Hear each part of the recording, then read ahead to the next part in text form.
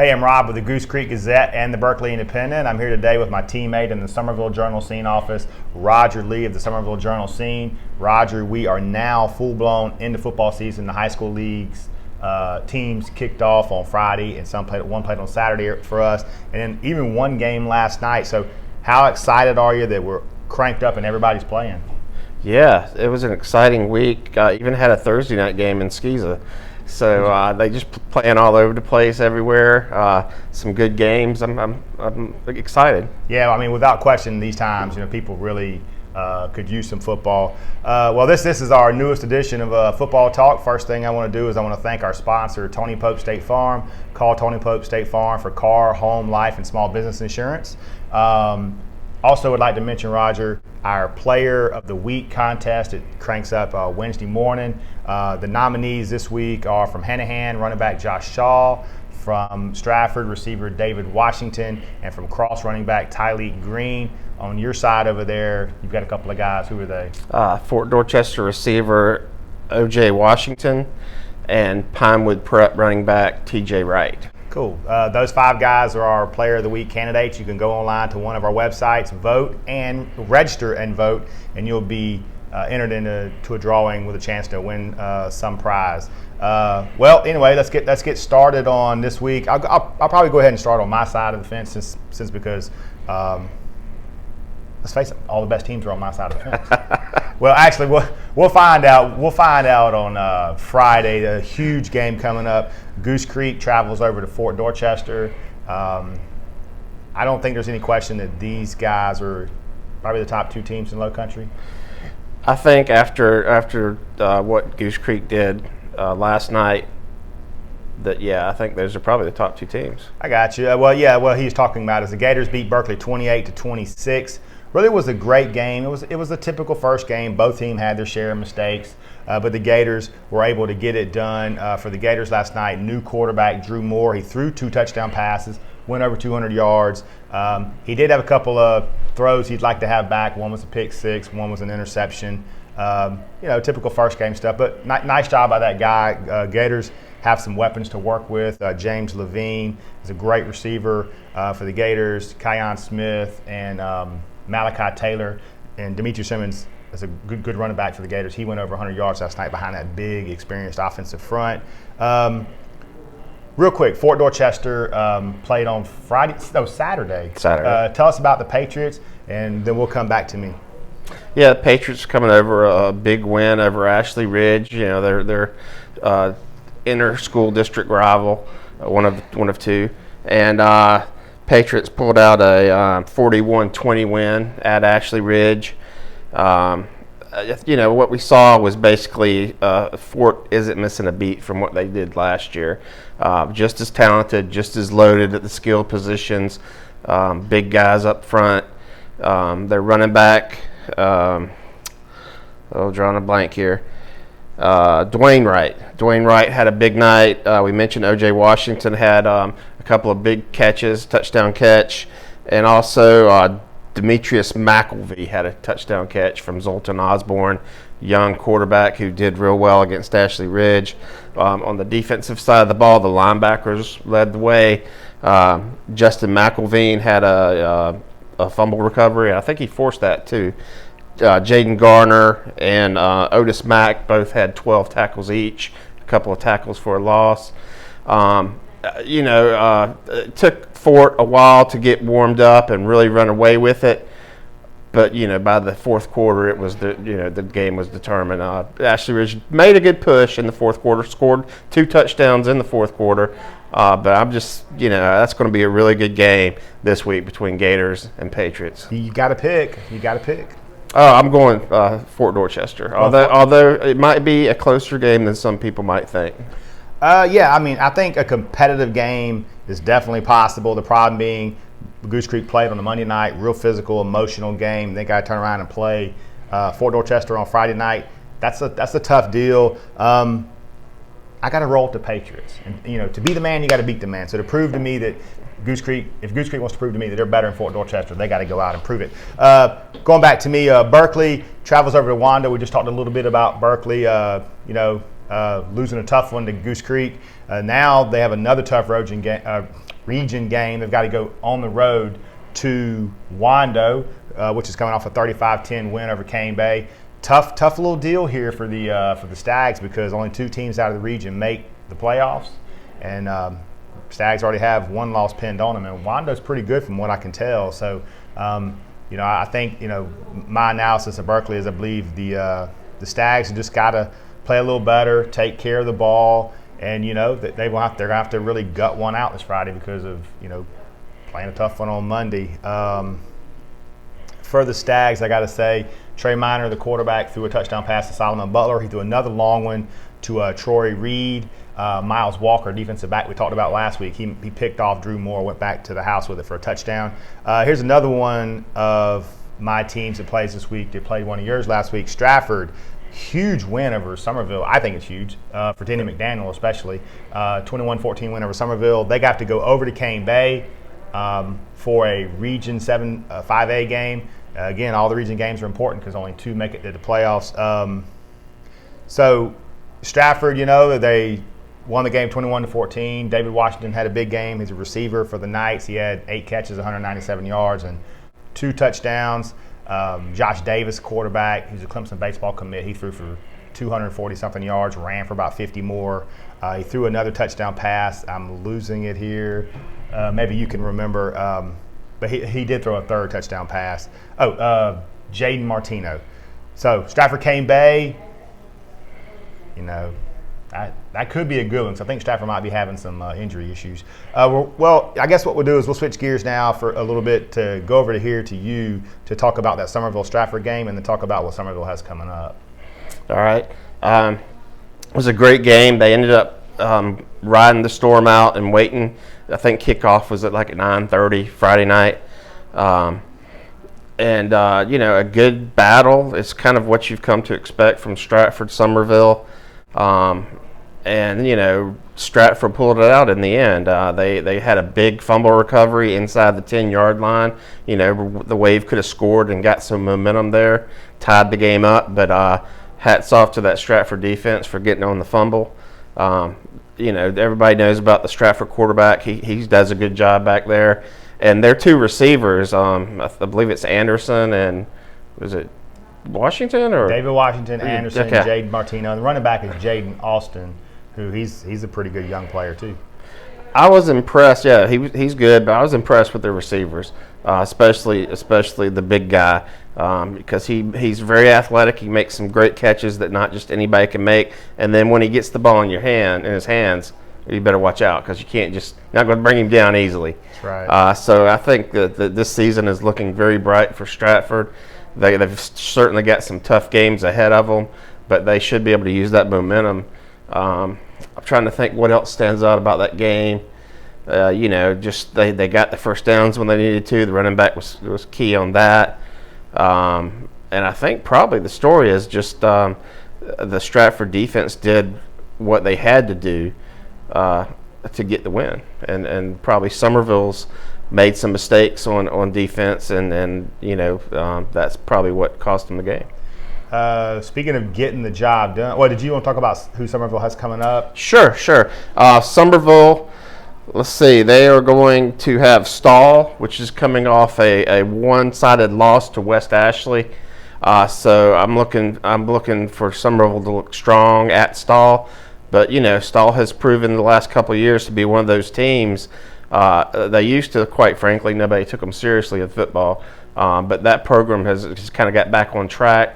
I think they beat Ashley Ridge last year, I think. They did. They jumped up and got them. And there were a couple other teams that they were like right there, and they could have won, but then the other team pulled it out. So, we'll see if Ian Rafferty can get his first win at Stahl. I am picking the Green Wave in that game. The Summerville running backs look pretty good. They've got 2 young running backs who don't have much varsity experience. Christian Wright, and I'm drawing a blank on the other name, but he also scored a touchdown in that game against Stratford. I think that we'll see what Stahl has. Yeah, I mean, I feel comfortable in saying that Ian Rafferty will get win number one. Speaking of win number one, in a while, how about those Panthers of Pinewood Prep getting it done on Thursday night? That's right. We went to John Paul II Thursday night and pulled out a 37-33 win that broke a losing streak for them that dates back to 2018. Quarterback Harrison Weston, in his first start at quarterback, had a fabulous game, had some touchdown passes, had some big runs. Also, TJ Wright was player of the week, had a big night rushing the ball, and he's a good out of the backfield as well. I think that's going to do a lot of good for that program. This week they have Hilton Head Christian, which will probably be a little bit more of a tougher contest for them. Definitely. But who knows? They've got a new quarterback, or at least they have two quarterbacks who have shown they can play. It's good to have some competition there, and we'll see what happens there. But Pinewood has some receivers who can really do some special things out in the open field as far as in the skeezer ranks. So who knows, man? Maybe this will start a winning streak for the Panthers. I saw Hilton Head Christian briefly against Northwood a couple weeks ago, and they do have some weapons. Hilton Head Christian won that game pretty big. Definitely a tough test for Pinewood this week. So what else you got, Raj? Anything? We have Ashley Ridge is hosting West Ashley, which is coming over that big win over Stall. Ashley Ridge, they're young in spots, have a a new head coach, not a first-year coach. But they showed some promise against the Patriots. Their running back's a stud. He did what you would expect him to do in a big game. Scored and got them some key first downs. Young quarterback, Connor Black, did an okay job back there. The defense forced some turnovers against the Patriots. So I think it's going to be interesting to see how the Battle of the Ashleys plays out Friday night. I mean, it's a huge game because it's a region game. Ashley Ridge already has a region loss, so they really need to win if they want to be serious about making the playoffs for sure. I do want to make sure. I'm taking the Foxes. Sorry. You taking Foxes, really? Yes. Okay. Yes, all right. Foxes. All right. Shane Fiddler and the boys. That's good. I'll go with the Foxes as well. Okay. All right. What else? I did want to say. I think I might have got the Summerville running back wrong. I think I might have called him Wright just because we got Wrights all over the place. Christian Grant is the Summerville running back who really stepped up, and also Taekwon Murdoch, if I'm probably not pronouncing that right. Sorry about that, Mr. Murdoch. But forgive him. It's early in the morning. But he also stepped up in that game against Stratford. So I think Summerville will be back on track next week. Definitely. All right. What else? That's it. We've got that's all my teams playing this week. All right. Well, we didn't get to this. We'll be finishing up here with me. I see somebody waving at me saying, "Hey, wrap it up." Not really. Or am I telling the truth? Okay. Stratford and Cane Bay. You got to pick a winner. Stratford. I'll go with the Knights, too. I'm going with the Knights. I think it'll be a heck of a game. Last year was a heck of a game. 29-28. Cane Bay won on a 2-point conversion pass in double OT. I think we got another good game coming up Friday. I got to take the Knights coming off of that good win over Summerville. So back over to Berkeley County. Hanahan starting a new era under Art Craig. On Saturday night, they went over to that great stadium off of 526 to play at Charleston County School District 4 Regional Stadium. They played North Charleston, and it was about what you would expect that game to be. Hanahan running back Josh Shaw, he went over 100 yards. I know he had 3 touchdowns on the ground. The quarterback, Jonathan Shelton, he threw 3 touchdown passes and ran for another one. And then it had